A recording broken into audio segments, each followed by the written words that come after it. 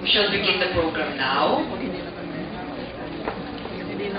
Thank you all for joining us here this afternoon in the launch of Strategic Training for Empowerment in the Workplace.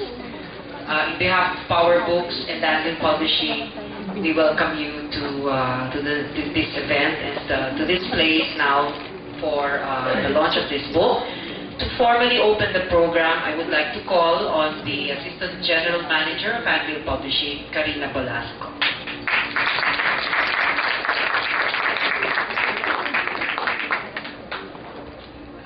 Good afternoon, everyone. Welcome all to the launch of the book, Strategic Training for Empowerment in the Workplace, Principles and Practices. By Dr. Carmela Ortigas. Dr. Ortigas, I know from way back when we published her late husband's book. But the others, actually, I have not met in her team. So maybe for my sake, we can make them stand up. Dr. Victoria Cortez. No, I'm sorry.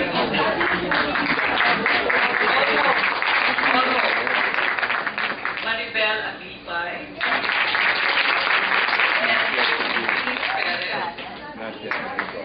Not yet here. This book defines training as the systematic acquisition of skills, rules, and concepts, and the formation of attitudes and values that result in improved performance in different work environments. Dr. Edna Franco, who wrote the foreword to this book, is here. No? But she will be here. Defines it, and I quote, as learning to change the performance of people doing jobs. Clearly, when these concepts came to us from the Western corporate world, we realized after years of uncritical application that they didn't work for us. The Filipino workforce required a different set of assumptions. Dr. Ortigas has done extensive quality work in this area, and with this new book, reassesses what were in her earlier books. One powerful truth, she says, this book hopes to establish beyond any doubt is that personal empowerment is a critical factor in empowering organizations and communities. And so we will see here the evolution of these motivational theories and paradigms as our environment changes, both quietly and slowly in some places, and radically and with a bang in some other places. How we cope, adapt, or attempt to reverse these become new behavior and habits, I suppose. Technologies alone, their vast and rapid developments, will without question change people's EQs. On behalf of Anvil Publishing, I congratulate Dr. Ortigas and her team for this book, a clear and stimulating human and social intervention. Thank you.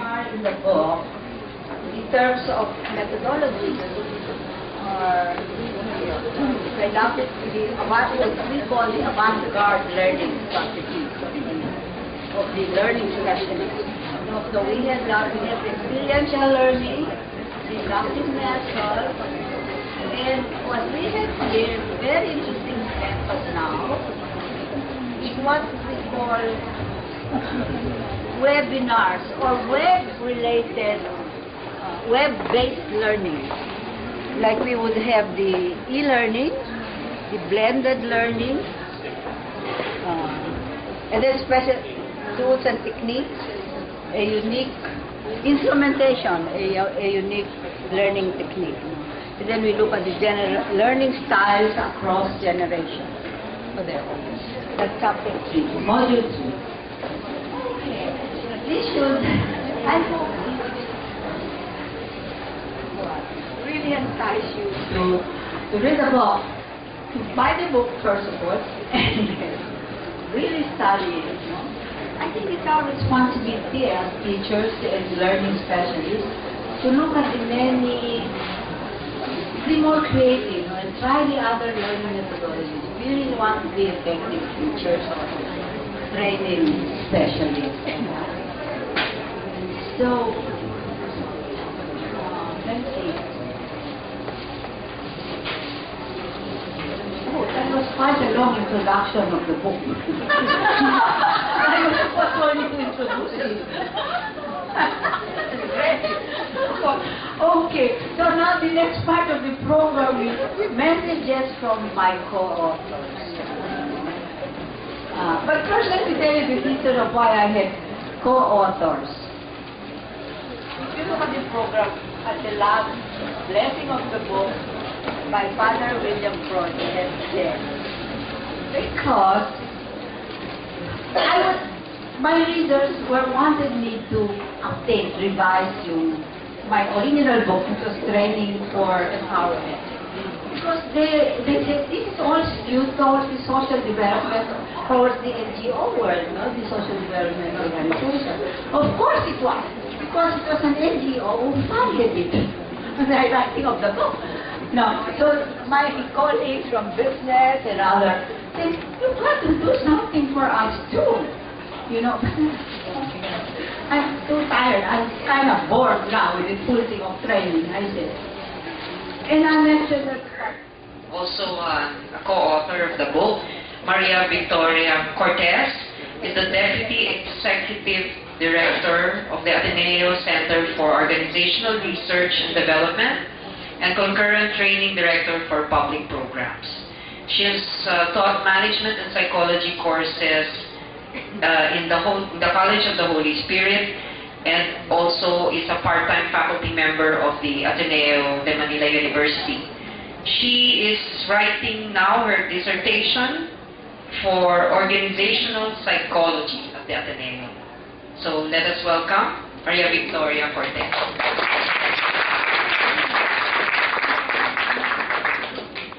Good evening. Thanks, Maribel. I'd like to believe that I am part of the next generation. Because in this book, I'm honored to be with my professor in HRD, that's Dr. Ortigas, way back in the 90s. And my other professor who's not here is Miss Josephine Perez, who's teaching a class in group process right now. That's the class that I also attended under her. And of course, my colleague in the PSTD, Maribel, who has been the guiding light for the competency and certification of our trainers. Okay. Now the workplace learning and performance practitioners. Okay.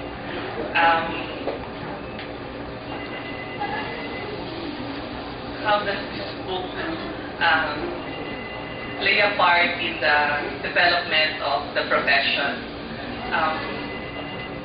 Today, in behalf of my colleagues from Ateneo Board who contributed chapters in this book, we would like to impart to the readers the Filipino practice. Like, we have documented the way Ateneo Board approaches training and development in a very strategic manner. And that's what we also share to our participants in our public programs. So hopefully the readers of this book, even if they don't attend our programs, will be able to see training in the light of contributing to the total performance of the organization. Secondly, we have also made a contribution by writing a chapter on training evaluation. Most of the time, we practitioners end with the training on the last day of the program. And we don't loop it back to the strategies or to the directions of the organization. So we try to document that for our trainers to take seriously the process of training, okay, from beginning, which is needs assessment, okay, up to the end, which is training evaluation. Okay. We have also made a contribution on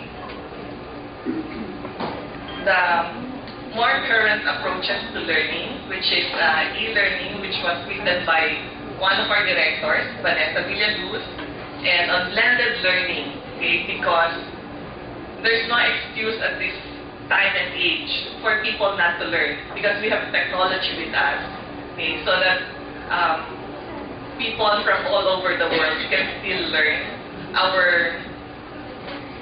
Our clients who are in the BPO still learn with us even if they are doing the night shift and we are on our day shift because we do blended learning. Okay. That was written by Patricia Fernandez, one of our directors also. Another contribution that we have included in the book is a chapter on maximizing the focus group discussion as an approach to development and assessment. That was written by our colleague Joseph Sanchez. And lastly, this now is the legal young generation because our younger staff in course also did a study and research on learning styles across generations. Perhaps the different approaches that we now use may be not in sync with the young generation. So we trainers and we who are in the profession should also adjust to the way the younger ones learn. Okay? So by doing these things, I think we can be better trainers and we can better impart what we know and the skills that we want our participants to learn. Okay? So I hope that with these chapters that we've contributed, of course, through the inspiration of our Executive Director, Ina, and her sweet persuasion for us to sit down and write, okay, we are able to contribute to the development of the profession. Thank you.